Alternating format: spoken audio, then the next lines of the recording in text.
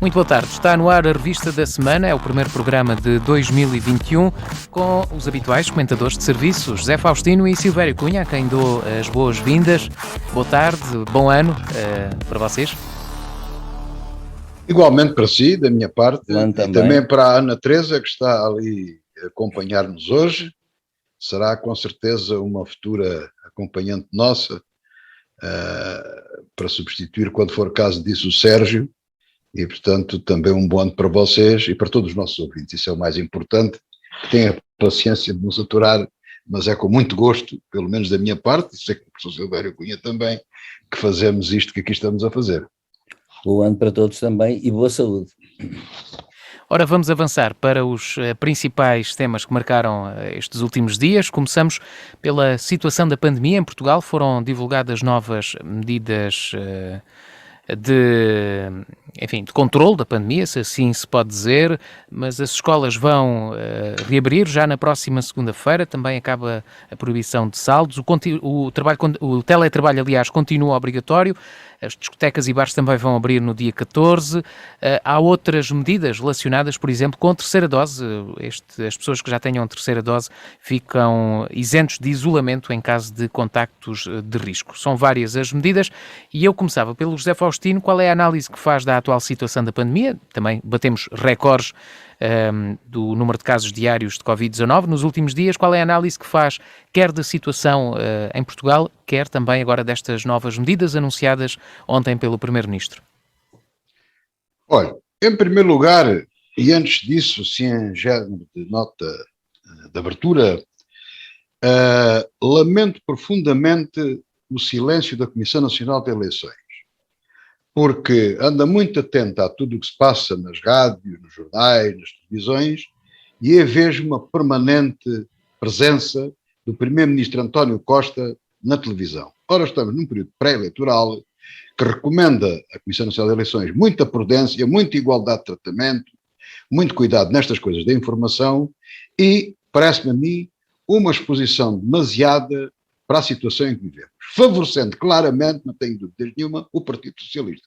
Portanto, há que pôr cobra a isto e manifesta-me a minha estranheza porque todos os outros partidos que concorrem para o mesmo campeonato, ou seja, ganhar as eleições, não têm protestado até agora. Parece mal ser eu a primeira pessoa que eu ouço, desculpem a imodéstia, a levantar o problema, mas de facto acho que é demais.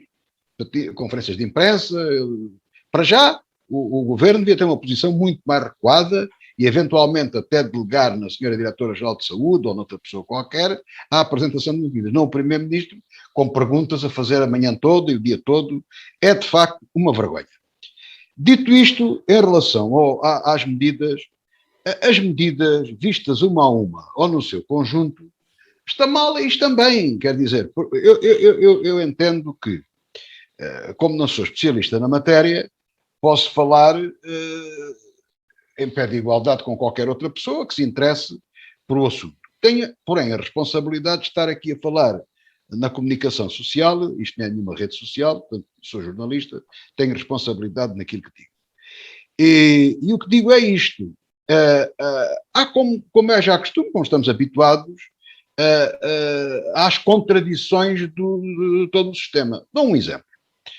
Disse o Sérgio bem que parece que segunda-feira vão começar as aulas. Ora, para mim não é acreditar ou não acreditar, para mim está provado, não há dúvida absolutamente nenhuma, que a vacinação é aquilo que permite que muita gente por aí ande um bocado a brincar, entre aspas, com o vírus. Porque este vírus é muito agressivo nas infecções, mas depois é um pouco mais inofensivo no ataque que faz em termos de doença. Mas não é só o vírus que é bonzinho, não é isso. É que a grande maioria da população, quase 90%, já está vacinada e grande parte dela, os mais vulneráveis, como é o meu caso, que já somos um bocadinho mais entrados na idade, que já têm a terceira dose. Ou seja, uma das grandes defesas que nós temos perante a pandemia é a vacinação. Isto é dito aí várias vezes, e isso penso que é reconhecido por todos, menos por meia dúzia de negacionistas, assim chamados, eu não gosto muito do termo, mas pronto, para facilitarmos a conversa, que assim seja. Pois bem, já não percebo por que motivo é que as crianças, salvo erro do primeiro e segundo ciclo, não sei aqui precisar bem, vão para a escola na segunda-feira. Quando foram apenas algumas, penso que não estão todas vacinadas agora, e que ainda não têm feito a vacina. Portanto, segundo dizem os especialistas, só ao fim de 10 ou 14 dias é que a vacina começa a produzir efeito. Portanto, a vacina nas crianças na segunda-feira tem um efeito zero.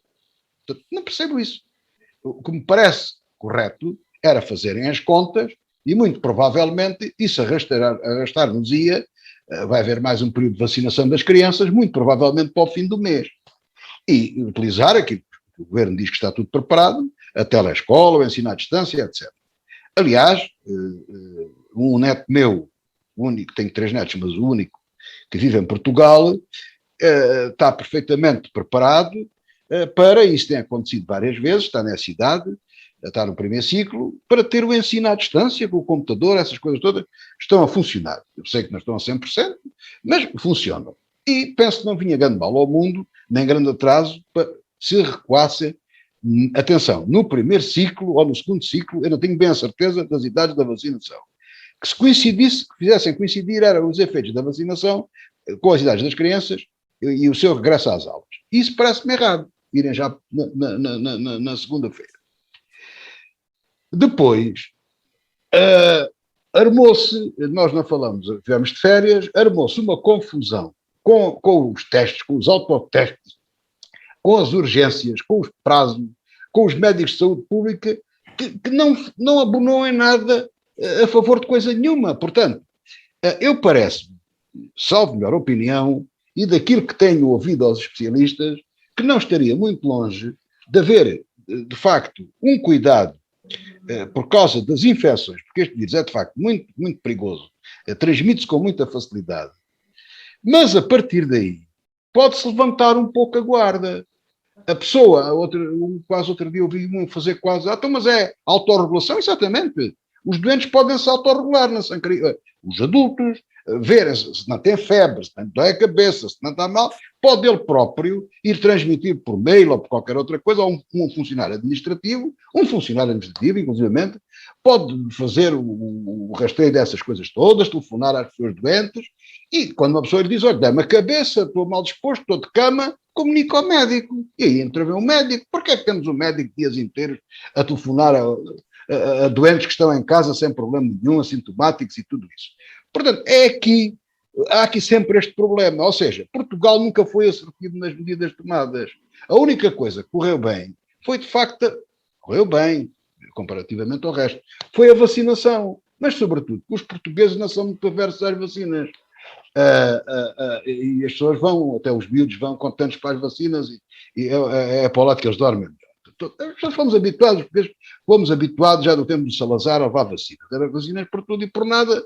E uma vez aqui o professor Silvério Cunha, até já falámos isso, e até nos lembrámos de bons tempos, da varíola e da rubéola e dessas coisas. Não havia a tétano, aquilo era vacinas por todo lado, e não era uma coisa tão brincalhona como agora, não havia cá palhaços nem coisas dessas. Havia lá uma enfermeira, no meio tempo, que aquilo até me tinha medo, parecia tirada de um filme da Segunda Guerra Mundial, a senhora não tinha culpa, né? Tudo isto passou há muitos anos, mas o que é certo é que para terminar, José Faustino, as coisas não batem certas umas com as outras.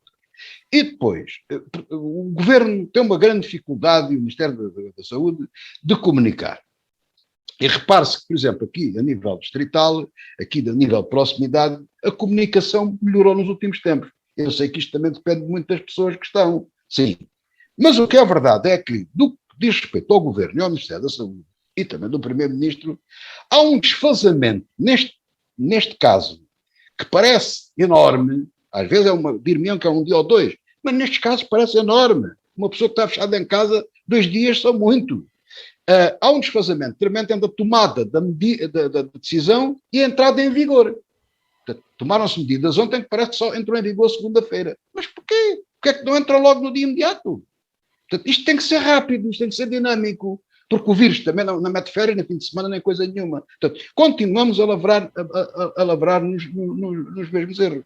Portanto, em relação à votação, eu sei que não falei nisso, eu estou baralhado porque houve eleições em plena pandemia, as eleições autárquicas realizaram-se Não sei se andaram em procissão a recolher votos de lado em lado, eu não sei. Agora, o que tem que se procurar, eu ainda não percebi qual é o problema, ou pronto, já percebi qual é o problema, mas só se o resolveram nas autárquicas, não resolvem nas legislativas.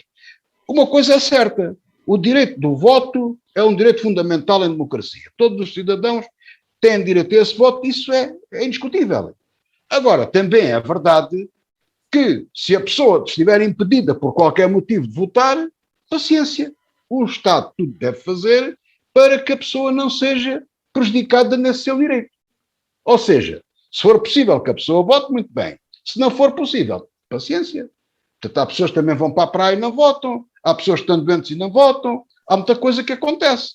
Agora, podem arranjar situações de ir a casa, podem arranjar situações de um sítio especial, uma escola, um sítio afastado, um ginásio, uma coisa qualquer, para ir a pessoas só infectadas, com cuidados, coisas que especialistas vejam, os médicos, etc., com os bombeiros, com essa gente toda, com os profissionais de saúde, e poder proporcionar isso. As pessoas que estão na mesa não são especialistas em nada, portanto, qualquer técnico de saúde, enfermeiro, auxiliar, pode estar na mesa de voto. Até outra pessoa qualquer, devidamente protegida, eles podem ir votar, desde que sejam em condições. Eles não têm que se ter o cuidado para não transmitir o vírus aos outros. Agora, ninguém pense, já ouvi o pai falar em tanta coisa que já nem ligo, ninguém pense possível, eu acho que a loucura não chega a tanto, e levar uma pessoa infectada ao sítio normal de voto, afastando todos os outros, como se de um leproso se tratasse. Isso não pode ser. Não pode ser. Isso é contra a dignidade da pessoa humana. Isso não pode ser de maneira nenhuma. Espero que não se veja isso em Portugal. Agora, arranje-se todas as maneiras que se quiser, cumprindo o direito fundamental que as pessoas têm de votar e cumprindo as restrições e as normas sanitárias que têm que ser cumpridas. Agora, é para isso que o governo tem exercício. É para isso que não é só para aparecer na televisão. É para resolver os problemas. Muito bem. E também não percebo, ainda não percebi, talvez a pessoa Silvério Cunha saiba explicar, porque é que o Primeiro-Ministro ou o Governo precisa de um parecer da Procuradoria da República ou não sei o quê. Não sei, é estranho. Muito bem. É estranho. José Faustino, muito obrigado. Silvério Cunha, qual é a sua opinião sobre a situação da pandemia? Este nível de casos diários assusta-o? Em relação às medidas, fez bem o Governo optar por estas? Olha, eu vou começar por este último ponto que o João Faustino abordou, que é a razão por que foi pedido o parecer. Eu julgo que foi pedido o parecer, eu julgo que há uma razão para isso, no sentido de saber até que ponto e em que sentido e com que medidas é que não seriam feridos direitos fundamentais, não é? Porque é um direito indiscutível, e a própria Comissão Nacional de Eleições já o disse, é um direito indiscutível que qualquer cidadão tem direito a votar. Em primeiro lugar, esse ponto parece-me que agora a questão que se põe é em que termos é que não serão feridos os direitos constitucionais das pessoas que votam, porque é preciso lembrar o seguinte: se, por exemplo, for necessário levar a urna à casa com proteção policial, por exemplo, continua a ser necessário assegurar o segredo de voto, por exemplo, e portanto tem que haver qualquer mecanismo que seja uniforme, que seja garantista para assegurar o segredo de voto e coisas do género. Por outro lado, parece-me que há aqui contradições, embora as contradições, há dias a Diretora-Geral de Saúde, a doutora Graça Freitas, disse uma coisa que me pareceu feliz, dentro de muitas coisas que às vezes não são, mas disse uma coisa feliz que também resume um bocado a situação. É que nós estamos perante uma doença online, se assim se pode dizer. Ou seja, nós estamos a viver em tempo real uma doença que até certo ponto é desconhecida. Agora apareceu uma variante em França, não é? Não se sabe ainda que variante vai ser, se vai ser melhor que o Omicron ou não.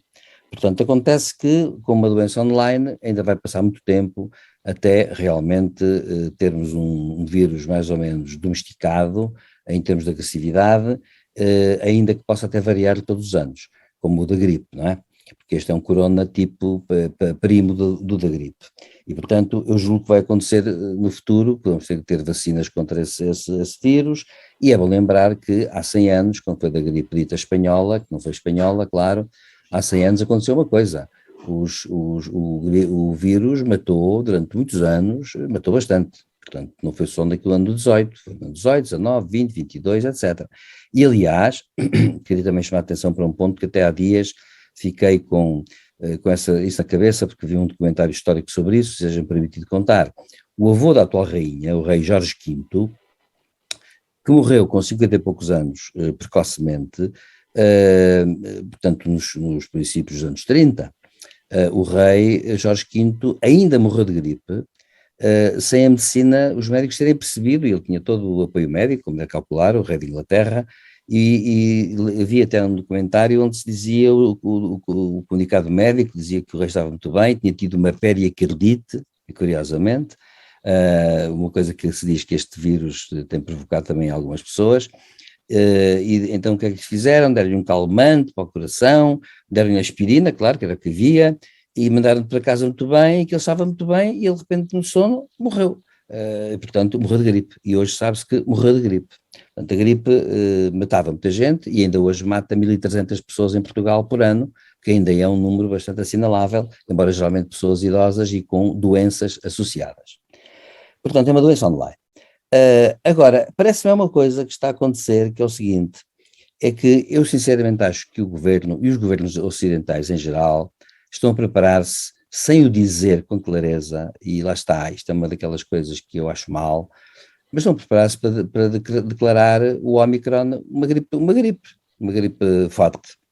E estão a preparar-se, portanto, para quê? Para, digamos assim, retirar, toda a gente sabe que o vírus agora circula por aí à vontade, que o vírus anda por aí pelos miúdos, etc. E neste momento toda a gente sabe que isto está a acontecer, já não há formas de seguir, estas testagens maciças que se fazem servem apenas para mostrar que ele está a circular à vontade e sem ser possível apanhar onde é que se iniciam os surtos e isolar as pessoas, e portanto nós estamos perante um caso em que há cada vez mais casos, claro, e portanto eu vejo, digamos assim, que o que está a acontecer é que se está a normalizar o Omicron.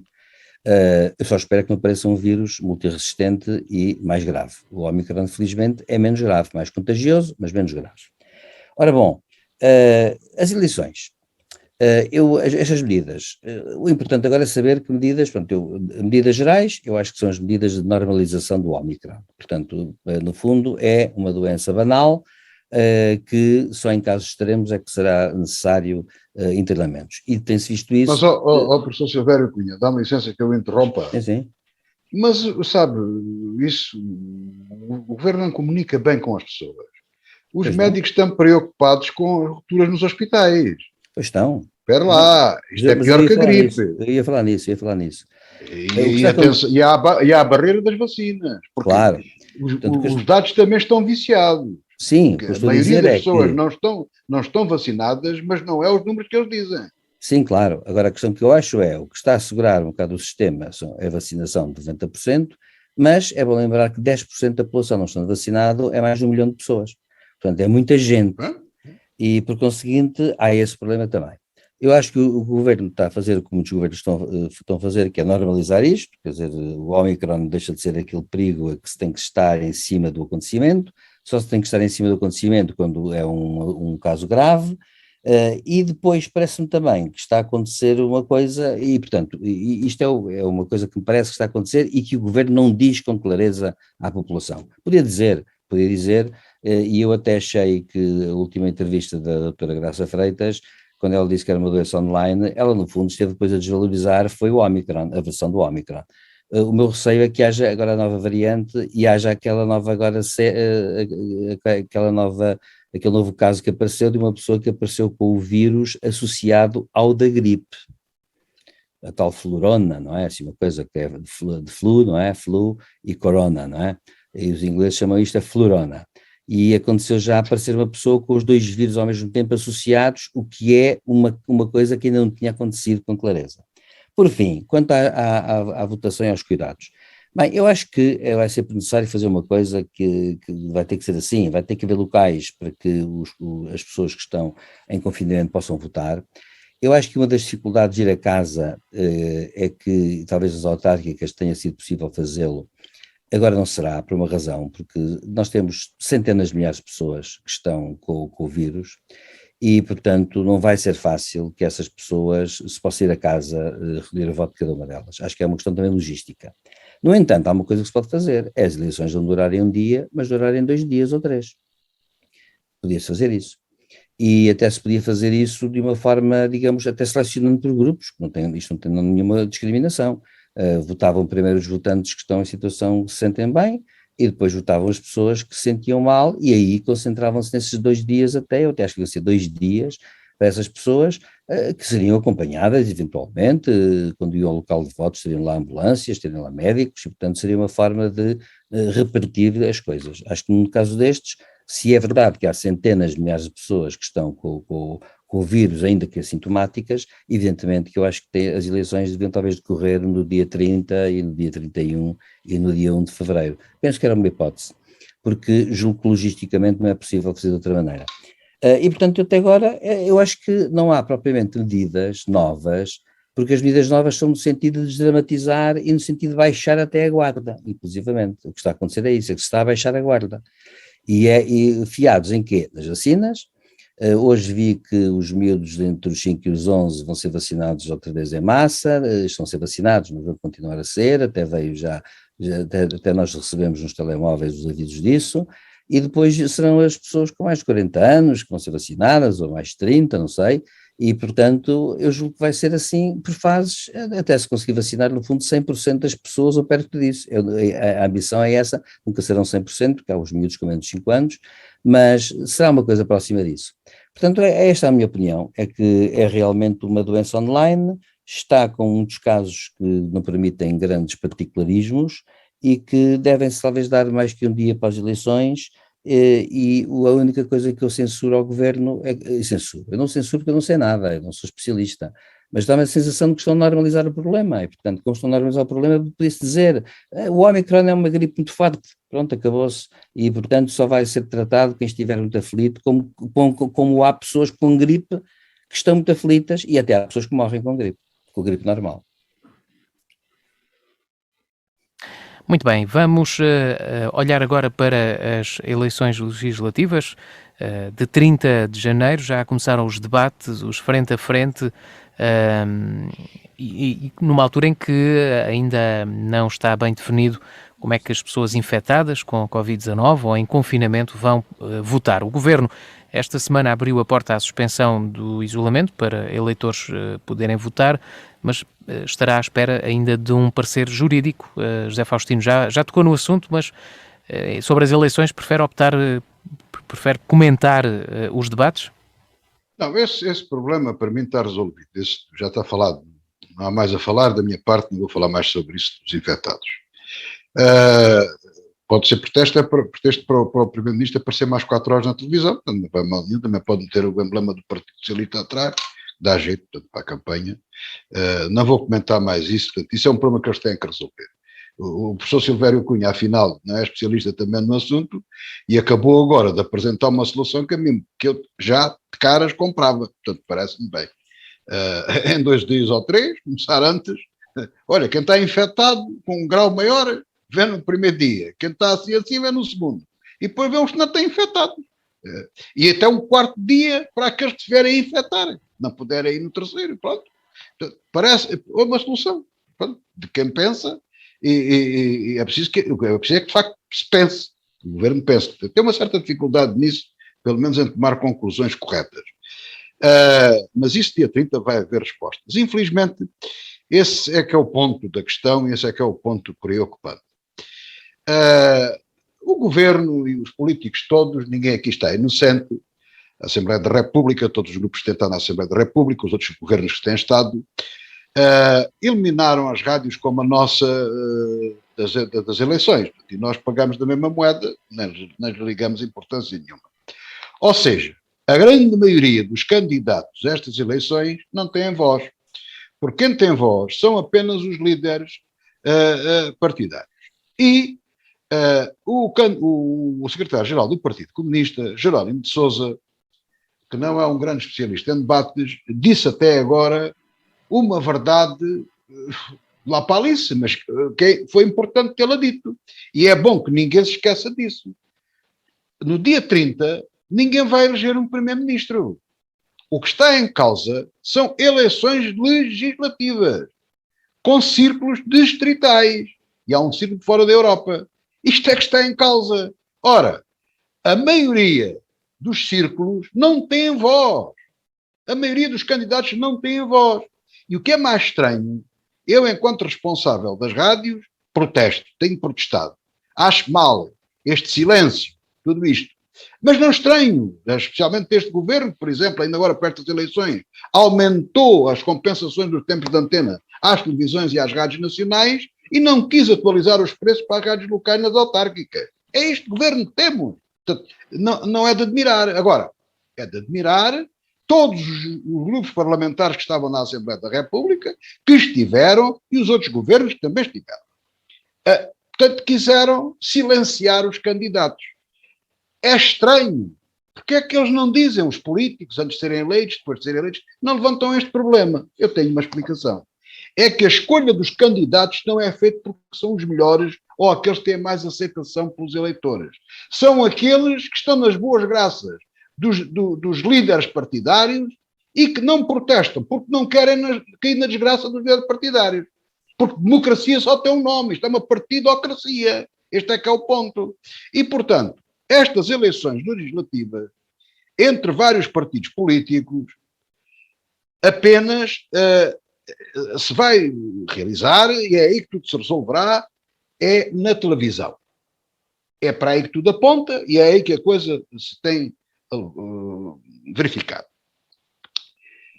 Com a agravante que, por causa das regras, quando começar a campanha eleitoral, acabam-se os debates, porque aí é mais complicado, só se forem todos, é capaz de se manter um com todos, ou coisa do género. Eu não sei, mas o que sei é que, neste momento, a campanha está a decorrer, a pré-campanha está a decorrer na televisão, e está a decorrer, e vai decorrer na televisão, e com uma ajuda, mais do mesmo, uma ressonância, nas rádios de cobertura nacional. Os jornais, e bem, também não dão grande interesse a isso, não têm grande vantagem nisso, e têm sido corridos dessas coisas, especialmente os jornais regionais, e é aquilo que temos. Nestes debates, bom, eu tenho visto todos não, peço desculpa, tenho visto quase todos, há alguns que eu não tenho visto, porque qualquer ser humano, mesmo um comentador político como eu sou, também tem resistência, sou humano, tenho resistência. E eu sou muito alérgico ao disparate e às coisas que não têm fundamento e não têm razão de ser. Ora, é muito raro ver-se naqueles debates discutir política. Desde logo, porque as entrevistas, salvo algumas exceções, são mal conduzidas. Me desculpe pelos colegas da arte, mas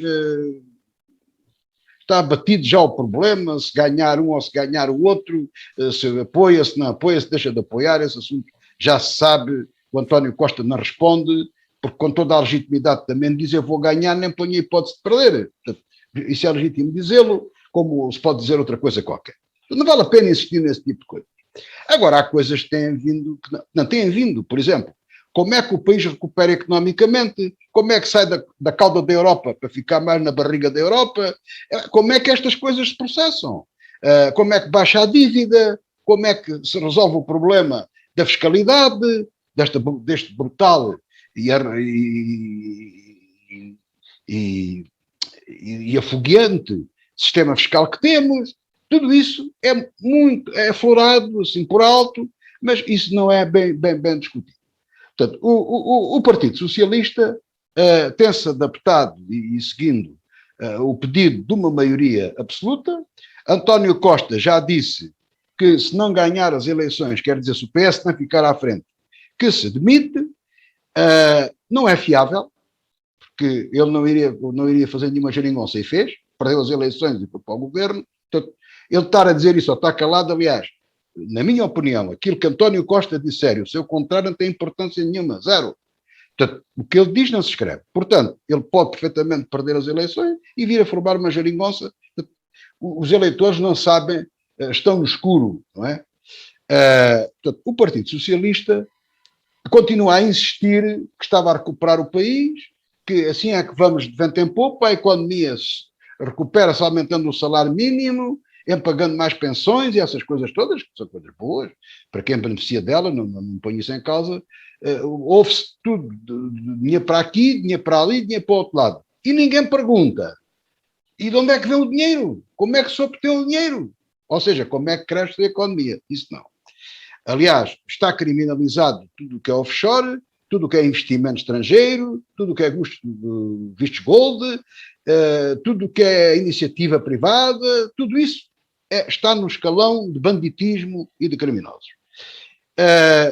Depois temos o Partido Comunista não consegue explicar o inexplicável depois de tantas coisas que o Partido Socialista lhe deu, ruinosas para o país e para a economia, e que ele não aceitou, porque queria mais. Eu estou convencido que o Partido Comunista queria ser descolar, já aqui falámos disso, do Partido Socialista, e arranjou um bom pretexto para o fazer, e se calhar até fez bem. O Bloco de Esquerda já andava nessa linha de se descolar e continua nessa linha. O LIVRE ganhou uma vez, elegeu uma deputada, mas zangou-se logo com ela e penso eu que nunca mais vai ser eleito e, portanto, por acaso, nem vale a pena o que é que pensa ou o que deixa de pensar. O PSD, aquela postura de Rui Rio, que é sério, já toda a gente percebeu que é o homem sério, que é o homem terra a terra, não faz frontal e tudo isso, é um produto que vende mal, não é? Porque as pessoas, pela mesma lógica, dizem, isso é o que ele diz, pois pode não ser assim, e por aí adiante. O CDS anda num ponto muito complicado e de grande desorientação. Aliás, fez uma coisa terrível, um vídeo com um jantar, e depois acaba por ficar sozinho, porque não se entende com os seus primos de direita, nenhum deles, e na realidade está perdido da cabeça, porque o PSD não quis fazer coligação com ele e corre sérios riscos. Porém, eu acho que não acabará e que devia jogar naquilo que é a sua tábua de salvação, que é de facto representar e ser o legítimo representante da democracia cristã. A Iniciativa Liberal e o Chega são partidos pequenos com tendência para subir. Eu estou convencido que o Chega vai ser maior força política, não por mérito das suas propostas, mas porque são, grande parte delas, demagógicas e são mensagens muito curtas. Portanto, obedecem às técnicas todas de comunicação e André Ventura é um excelente comunicador. Aliás, o Partido Socialista e António Costa, para dar conta dele, teve que combater no terreno dele. Portanto, conseguiu empatar o debate. Não ganhou nem perdeu. Porque entrou ao ataque e no sistema numa desportiva ao género dele. E quem não fizer assim perde, como é bom de ver. E, portanto, no meio disto tudo, são táticas, alianças e política, não se chega a conclusão absolutamente nenhuma. É raro, a exceção, falou-se um bocadinho sobre aquela proposta, principalmente da Iniciativa Liberal, que chega também conhecido, da taxa única, que não é de uma taxa única, é uma parte, para começar, tem mais do que uma taxa, tem algumas nuances, discute-se alguma coisa pouca sobre justiça, muito ao de leve, sobre ensino, coisas muito ao de leve, que eles nem querem perder tempo com isso, porque têm outras mensagens para passar. Portanto, é aquilo que vamos ter até às eleições. Portanto, é o palco que eles escolheram, é onde eles gostam de ladear, é brigarem-se uns com os outros, alguns sem habilidade para isso, não é evidente, e sem preparação, nas televisões, e portanto vai ser assim. E o bom povo português no dia 30, com vírus ou sem vírus, lá irá votar, e estou convencido que ganhará com maioria simples. O Dr. António Costa, portanto, não se demitirá e terá que resolver a quadratura do círculo com a colaboração do Sr. Presidente da República, que tantas vezes tem posto ao jeito da governação deste Primeiro-Ministro e que continuará a fazer. Também não me surpreende se em menos de um ano tivemos eleições novamente, mas isso não faz mal. O único problema, se tiver resolvido o problema da votação dos infectados, podemos ter 6 em 6 meses, podemos ir lá votar, que é uma coisa sempre engraçada e por isso está em festa. E quem deve 239 mil milhões também pode ver 242 mil milhões, também não faz diferença nenhuma. A doutora Casalinho poupou agora, no último mês, mil milhões na dívida, baixou. Mas se acrescentar mais outro 1.000 milhões, não tem problema nenhum. É no meio de 1 ou 2 milhões, não tem importância nenhuma. É milhões de milhões, não tem importância nenhuma. Portanto, podem-se fazer eleições a toda a hora. As eleições são sempre porque um homem quiser. E, portanto, força nisso. Muito bem. Silvério Cunha, o que é que espera destas Bom, eleições? eu quanto às eleições tenho a dizer, digamos, o seguinte. Em primeiro lugar, concordo com o José Faustino quando fala que apenas os líderes é que podem aparecer. Eu, de facto, discordo completamente disso. Acho que, olha, esta manhã dei aula de teoria política aos meus alunos e falámos precisamente da questão dos partidos e da questão da crise da democracia representativa. E uma das coisas que precisamente me ocorreu foi precisamente isso, uma das causas, que aliás vem dos livros, vem dos estudos, não é só cá em Portugal, é que uma das razões é precisamente essa, é que os partidos tornaram-se máquinas de integração ideológica e dão aos seus próprios militantes muito pouco espaço, e há depois uma clique dirigente em cada partido que manda.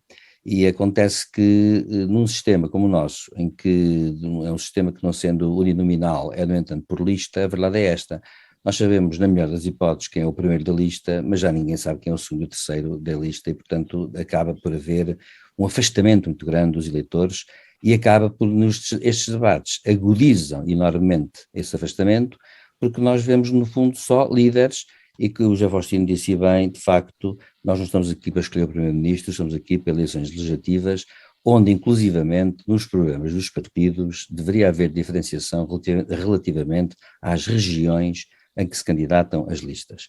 Ora, eu, para ser franco, não vejo isso retratado nos debates, e os debates realmente passam-se depois nas televisões, numas rádios, deviam de facto haver o apoio para que as rádios locais dessem realmente, lá está, era a grande oportunidade de dar a conhecer os candidatos de cada região, de cada, digamos, distrito, às pessoas concretas, e fazê-los falar, para precisamente nós percebermos o que se passa.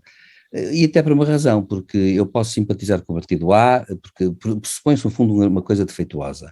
Pressupõe-se que a pessoa está a favor do partido A, B ou C, quando poderia haver diferenciações em função, por exemplo, do candidato de uma região do partido A ou do partido B. Eu dou um exemplo que se passou recentemente. Nos sistemas uninominais, isso é uma coisa que é frequente acontecer.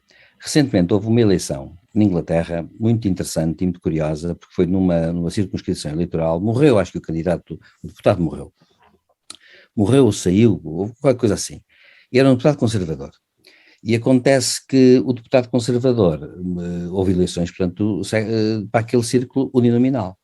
E acontece que era o Partido Conservador que ficava em primeiro lugar sempre, já tinha isso há 50 anos, era em segundo lugar ficava o Partido Trabalhista, e em terceiro lugar o Partido Liberal Democrata. E aconteceu uma coisa espantosa, é que precisamente apareceu um candidato liberal-democrata que arrasou os conservadores, que desceram para 18%, arrasou os trabalhistas, que desceram para 9%, e eles ganharam com quase 50%, com 40 e muitos por cento. O Partido Liberal Democrata é um partido centrista, que está entre os conservadores e os trabalhistas, e é um partido que costuma ter 15 a 16% do eleitorado, embora só tenha 5% dos deputados, devido ao sistema uninominal. Mas isto mostra uma coisa, mostra que aquela figura que se candidatou fez a diferença. Ou seja, fez a diferença sendo um partido minoritário, ele fez a diferença e convenceu os eleitores daquele círculo a alinharem nas suas ideias.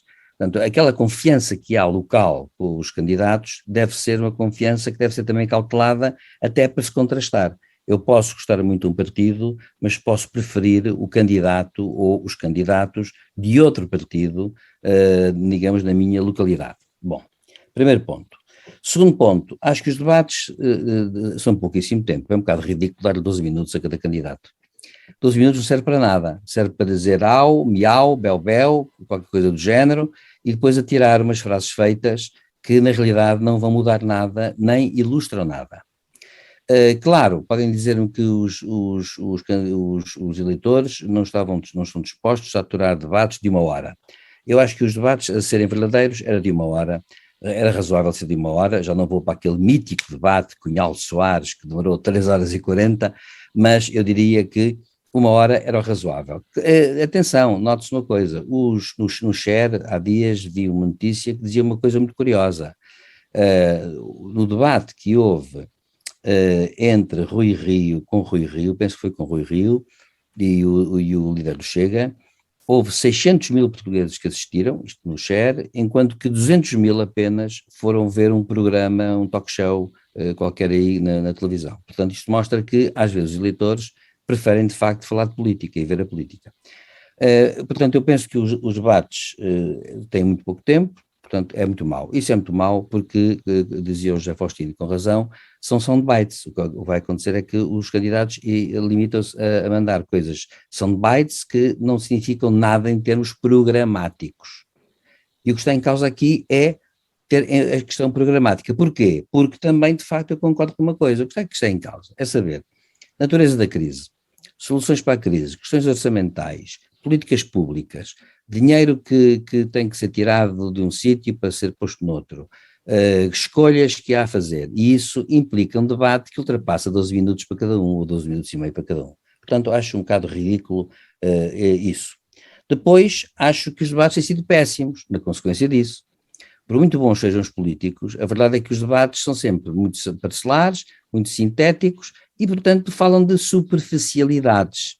Ou então uma coisa pior, os líderes têm tendência para mandar 3 ou 4 palavras de ordem que impressionam o seu público, mas não impressionam o outro público e, portanto, falam discursos paralelos.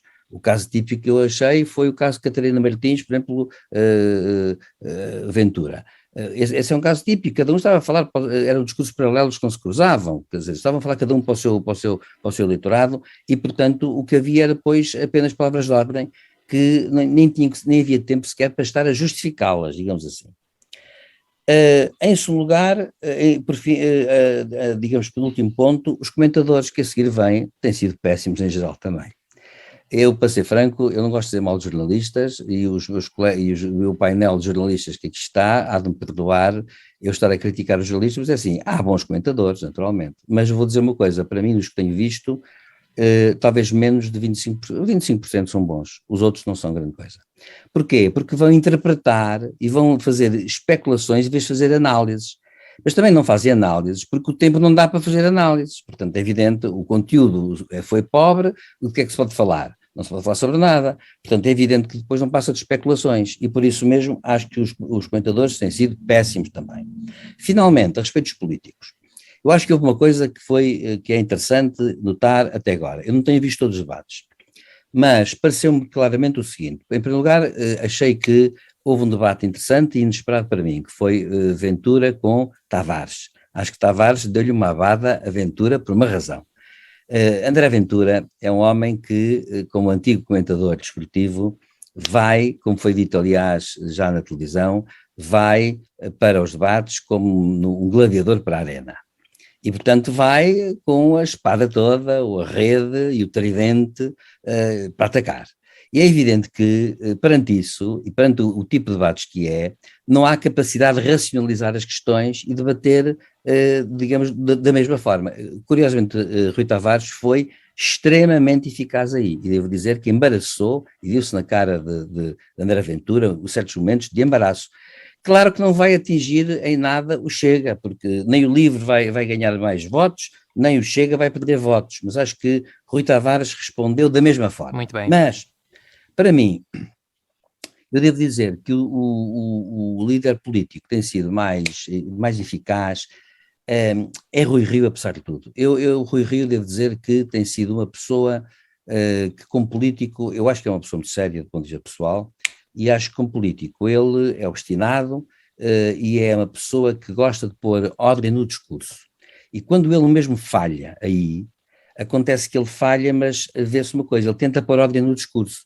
E isso, a meu ver, é eficaz junto ao eleitorado. Porque as pessoas olham para ele e dizem assim, afinal de contas, esta pessoa está a querer ser sensata, está a querer dizer as coisas que apô-las digamos, direitas. E há uma coisa importante que ele lançou para cima da mesa e a que António Costa não respondeu, a meu ver, e comete um erro crasso. É que ele disse assim, se for uma questão necessária de patriotismo, o PSD viabiliza orçamentos do PS. Agora, queremos reciprocidade. Queremos que o PS viabilize os orçamentos do PSD se o PSD ganhar.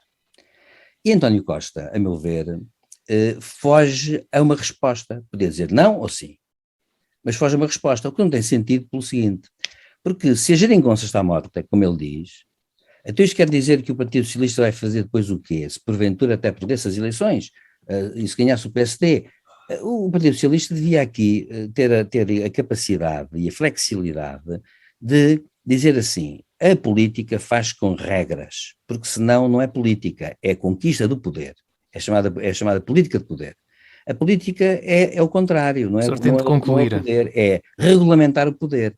E portanto o que é que eu acho? Acho que esta pergunta que o PSD tem feito é uma pergunta que o PS devia responder com sinceridade, mas porque nenhum partido pode ter a pretensão de dizer assim, nós vamos ganhar e como vamos ganhar não temos que responder. Não, tem que se responder.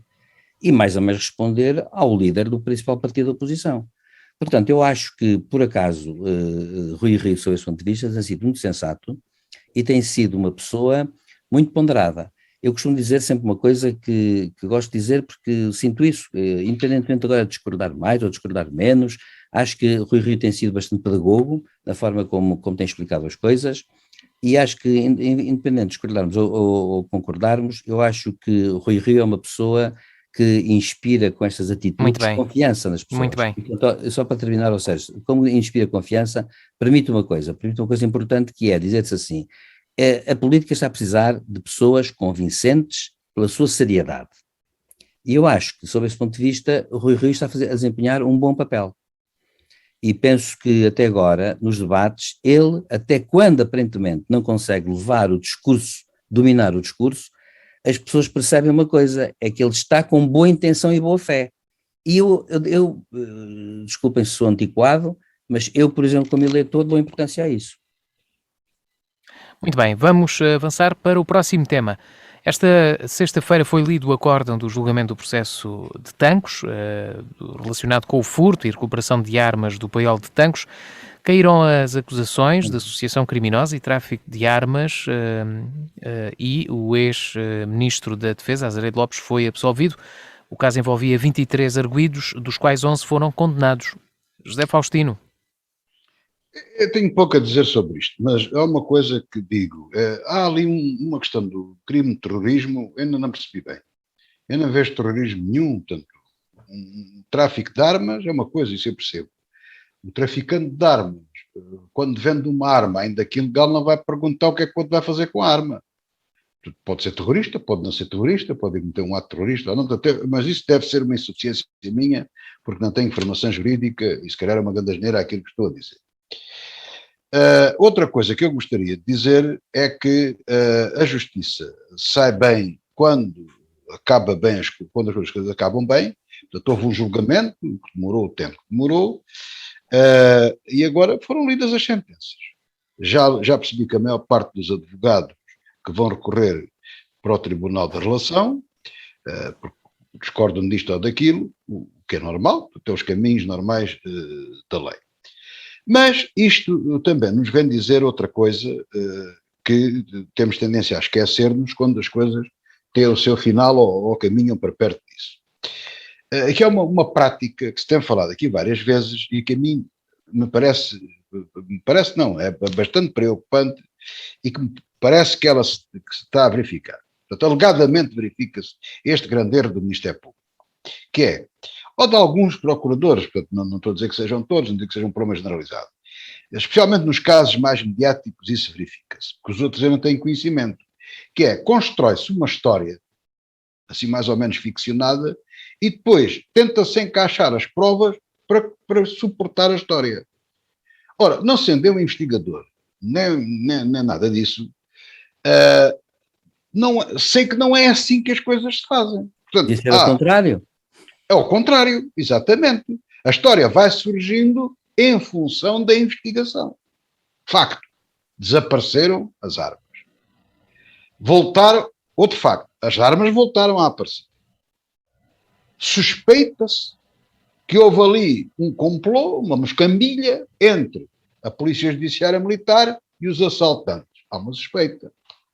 Portanto, há que investigar o roubo, há que investigar o aparecimento, há que investigar a moscambilha e há que investigar toda a ramificação que essa moscambilha tem a nível do aparelho de Estado, a nível do Exército, etc, etc, etc. E em função dessa investigação, logo se vai compor a história, logo se vai compor a acusação, logo se leva a acusação a tribunal, logo se julga e logo se condena ou não. Eu diria, tudo está bem quando acaba bem, mas não posso dizer. Acaba mais ou menos bem, mas começou mal, como todas as outras coisas. E lembremos-nos, independentemente de ter perdido o cargo, se calhar para ele até foi uma sorte, mas o professor Azeredo Lopes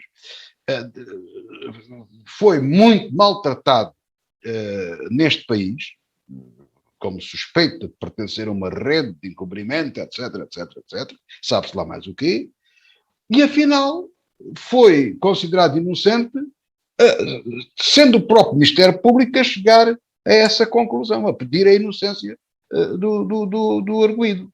Portanto, há aqui, e de facto gasta-se muito com este espalhafato todo, e depois costuma dizer a montanha pariu um rato. Pronto, não, a justiça, os tribunais produziram aquilo que têm que produzir. Se as coisas conseguem acabar relativamente bem no sentido das coisas cumprir os processos todos, toda a formalização, porque é que elas não hão de começar bem?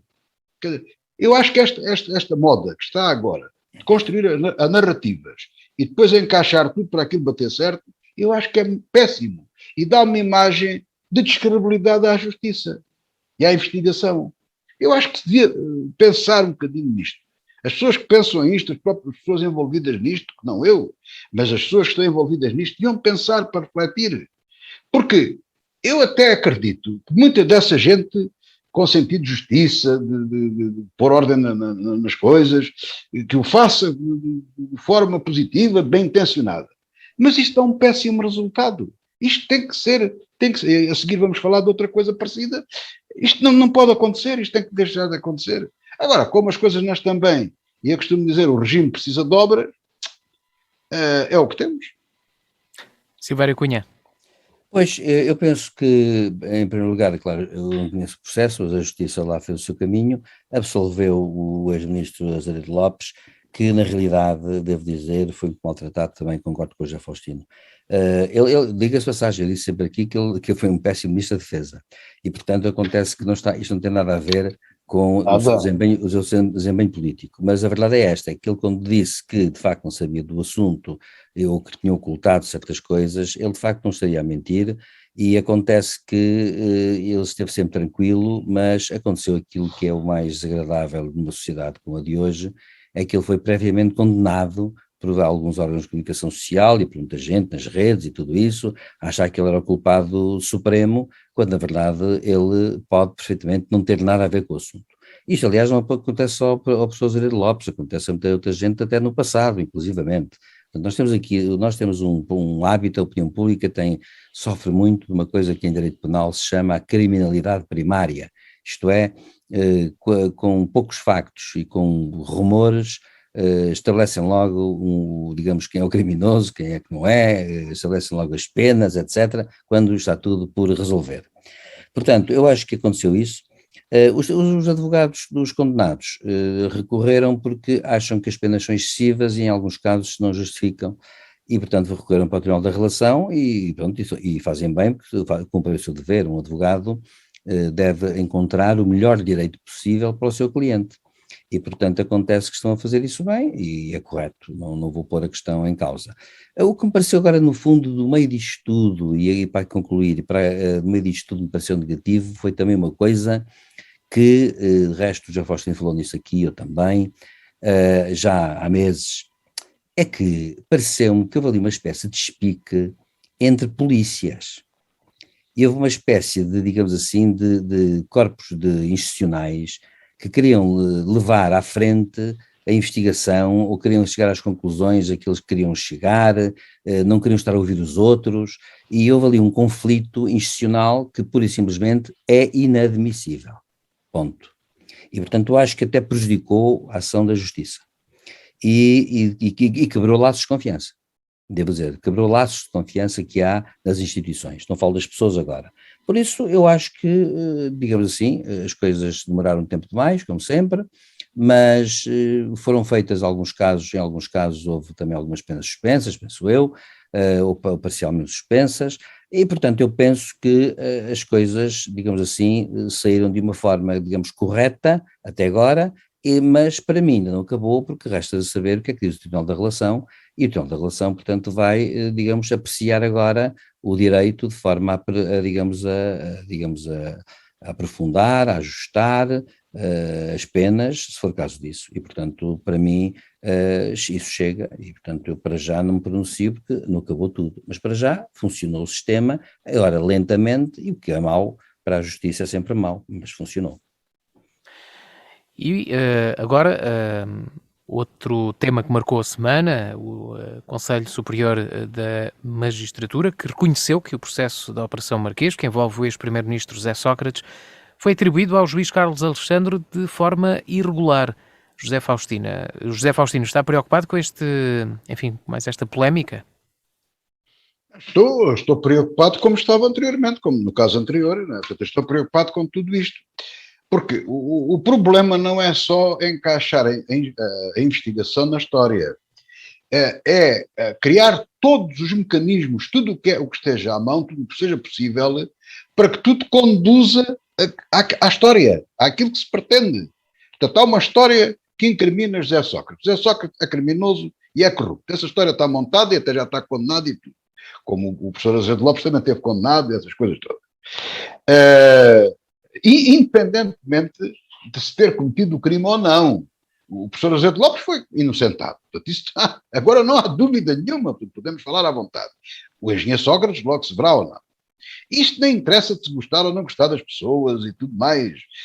Eu não simpatizo particularmente com o engenheiro Sócrates, não o conheço de lado nenhum, nunca estivemos juntos. Já o professor Azevedo Lopes conheço pessoalmente, sempre dei bem com ele, mas subscrevo aquilo que o professor Silvério Cunha disse sobre a função dele como Ministro da Defesa. Portanto, uma coisa não tem nada a ver com a outra, eu tento saber separar as coisas. Bom, dito isto, vamos ao que importa. A defesa de José Sócrates disse desde o princípio, fez esta acusação, afinal tinha razão. Como é que é possível? Vários desmentidos que não era verdade, que tinha sido bem feito, que mais à frente e mais atrás.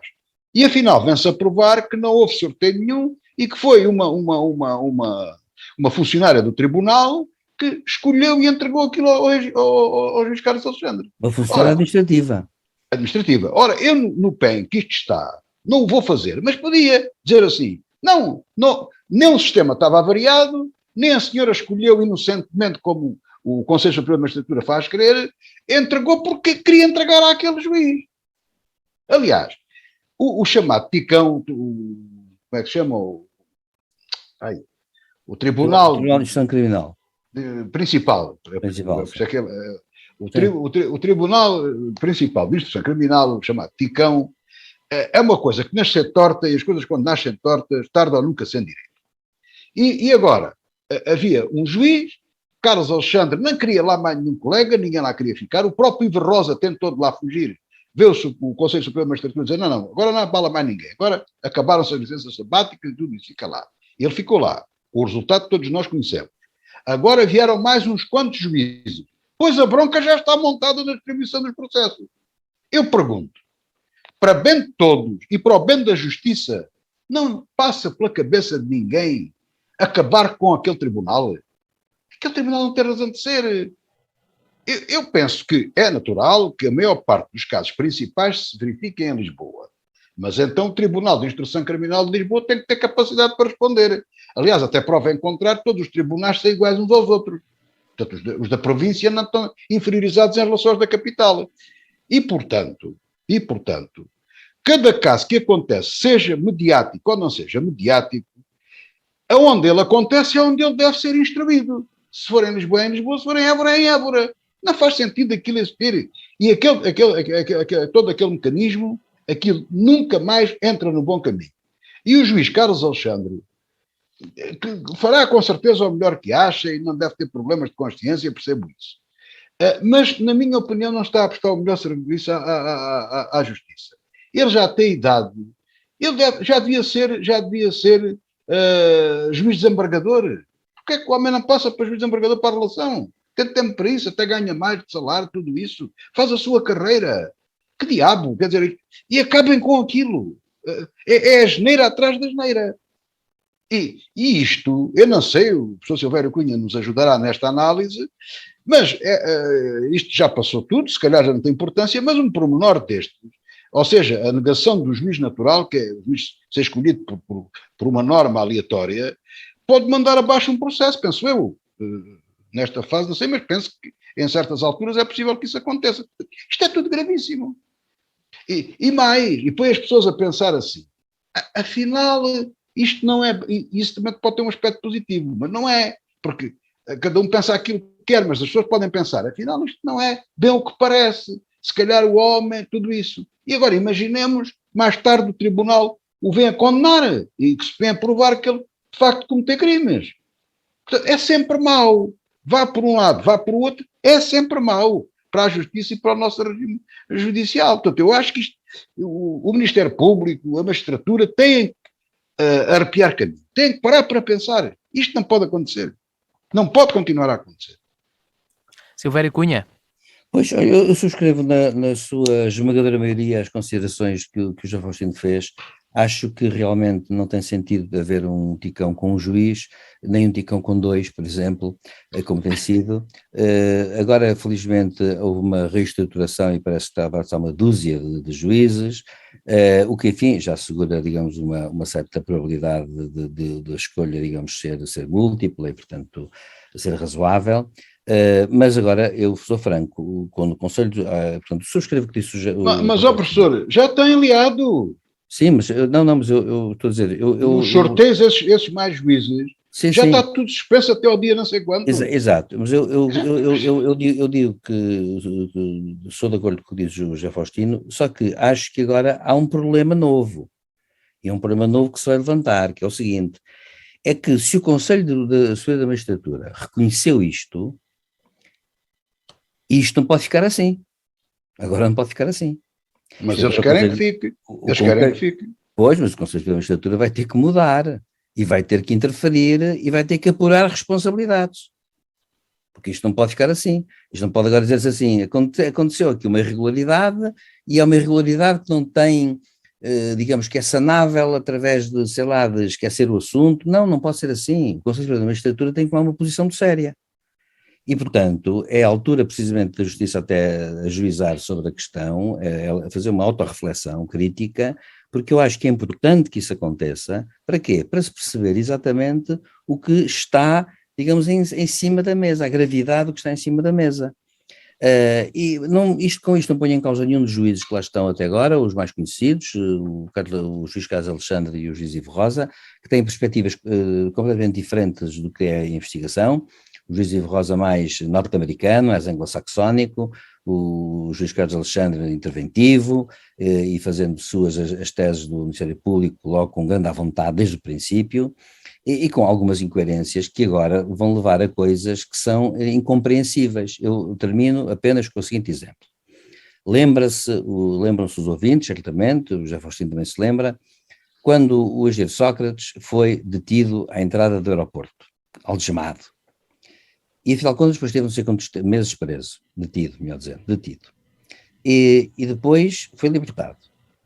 E a seguir o Ministério Público apareceu com as verdadeiras provas que o incriminavam. Ou seja, quando ele foi detido, afinal de contas estava a ser detido por razões que eram menos importantes do que aquelas que depois se descobriram, ou aparentemente se descobriram. E depois disso, vem o juiz Ivo Rosa, que arrasou aquilo tudo e deitou abaixo das acusações, deixou ficar só de pé 5 ou 6 em 23, ou assim uma coisa, já nem lembro do número, mas é uma coisa assim enorme. Agora, já recorreram para a relação discordou do juiz Ivo Rosa, mas repare-se, isto precisamente acontece porquê? Porque há aqui uma espécie de, à partida, tensão de equívoco que se coloca logo à partida. Porquê? Porque se sabe que à partida não há um natural acaso que faça com que um juiz fique com aquele processo e avance normalmente com ele. E como as pessoas, bem ou mal, com razão ou sem ela, e independentemente do seu valor individual, devo dizer, eu acho que o juiz Carlos Alexandre com o juiz Ivo Rosa devem saber muito direito positivo pelo menos, legislado, mas acontece que, como com razão ou sem ela, fica logo, até o nome deles fica inquinado. Porque acaba por ficar inquinado, bem ou mal, quer dizer, não estou aqui até a tomar partido porque eu não sei, porque não conheço o processo e portanto não estou a emitir juízos nenhuns.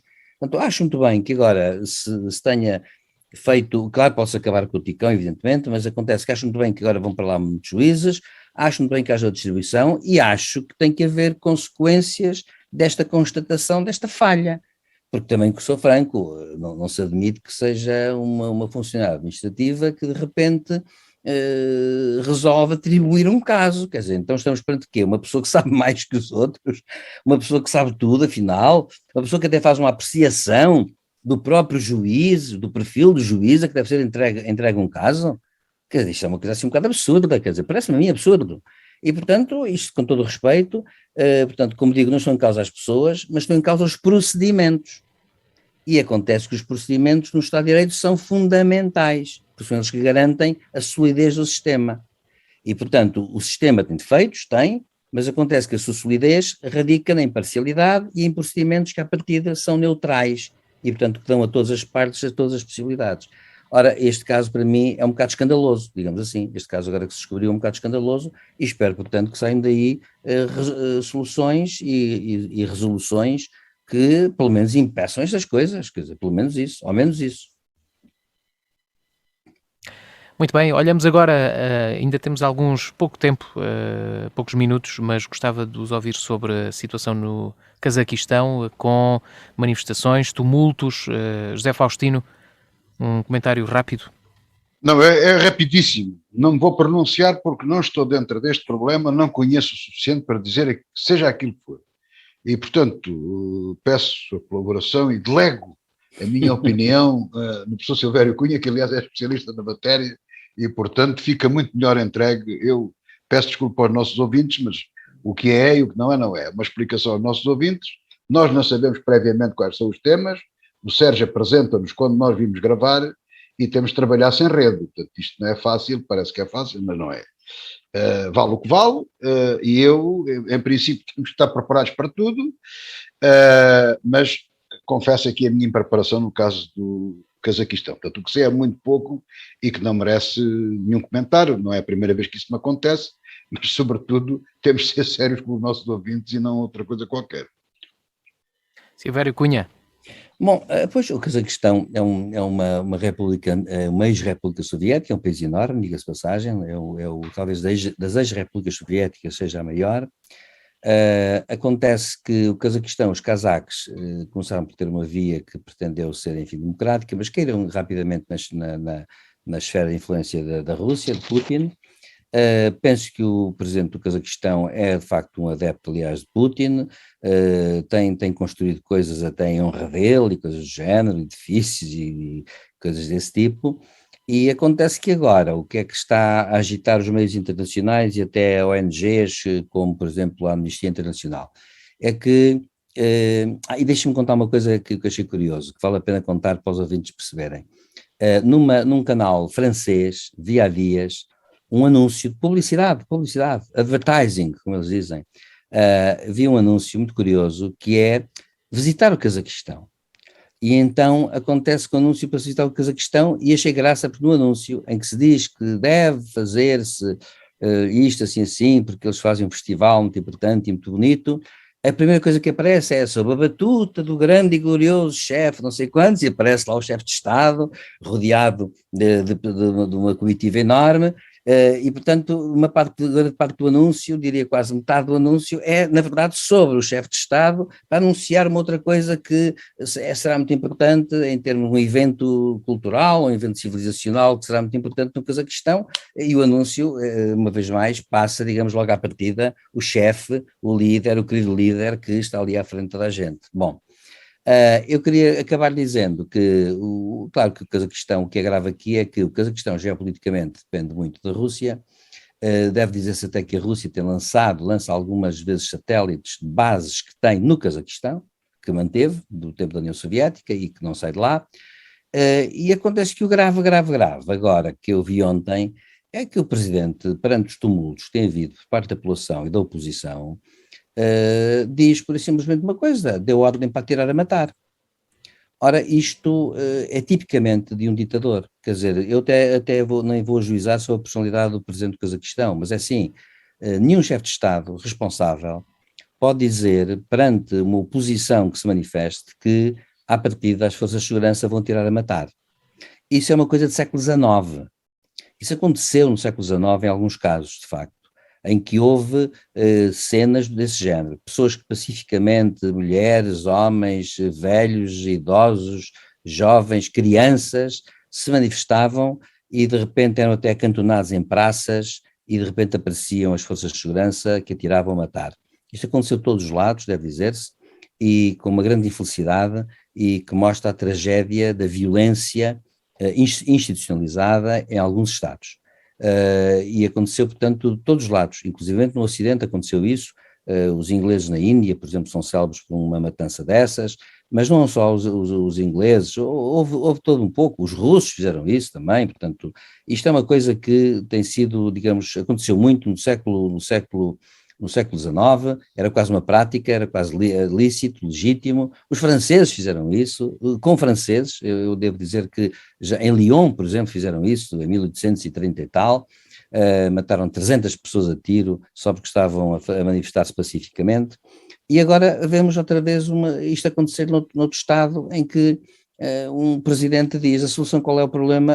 A solução é matar as pessoas que forem necessárias. Ora, eu terminava dizendo que, por exemplo, quando o Ayatollah Khomeini tomou o poder no Irão, o exército iraniano do Shah do Irão, Reza Pahlavi, era um dos exércitos mais poderosos do mundo, deve dizer-se, armado pelos americanos, claro, e era um exército poderosíssimo, só não tinha armas nucleares. E é isso, aliás, que tem valido um bocado ao Irão atual, que tem, na verdade, um exército poderoso. Ora bem, aconteceu uma coisa que eu acho que é fundamental dizer, é que quando o Shah estava periclitante, com manifestações de centenas de milhares de pessoas na rua, os chefes do exército iraniano, pró-Shah, chegaram ao pé dele e disseram-lhe assim, Majestade Imperial, queremos dizer-lhe uma coisa, é que para dominar esta insurreição, terá que haver um banho de sangue em que morrerão eventualmente milhões de pessoas, porque Teherão é enorme e estava a haver manifestações com 2 milhões a 2 milhões e meio de pessoas. E sabe o que é que vai acontecer? É que os nossos soldados não vão disparar sobre as pessoas. Poderá haver na aviação alguém que lance bombas e mísseis, vai ser uma desgraça na capital. E acontece que os nossos soldados não irão disparar porque terão lá vizinhos, amigos e até família. Portanto, o melhor é a Vossa Majestade sair do país. E ele saiu do país. Ora bem, e note-se uma coisa, e não sei se não há notícia que o Shah tenha dito para me atirar a matar, hein? Agora, quando um chefe de Estado diz, pode-se atirar a matar, isto para mim é uma coisa que sem pés nem cabeça, e uma pessoa destas devia, claro, em termos de ser, não devia estar na política, nem devia ser líder de nada. Pronto, e é assim. Muito bem. Chegamos ao final do programa desta semana. Muito obrigado pela vossa participação, mais uma vez à distância devido à pandemia da Covid-19. Agradeço mais uma vez a vossa participação. Muito obrigado. Marcamos encontro para de hoje a uma semana. Boa tarde, bom fim de semana.